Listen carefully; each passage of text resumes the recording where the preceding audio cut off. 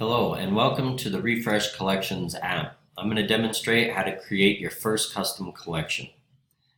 First, let's just scroll through a list of the collections that exist in your shop, or you can type out the one that you know you want to jump to.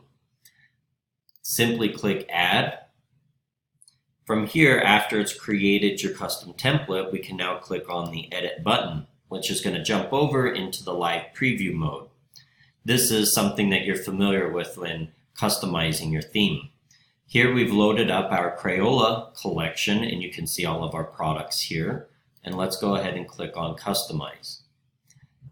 Over here on the left have all of the different options that you can select. One of the simplest ones is the page background color. We could jump in really quickly and just make a simple color update and have that updated like that, and you can see in the live preview.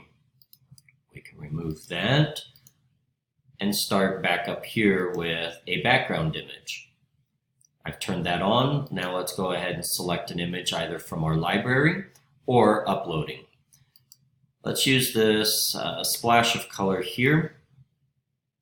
And now that we've selected that image, I like to point out the attachment feature.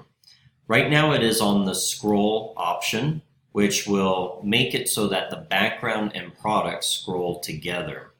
If we switch that over to fixed, now we can see the products scroll over a fixed background. There are easy ways to just change out the images as you're looking for the right fit. Let's try these crayons here and position them a little differently.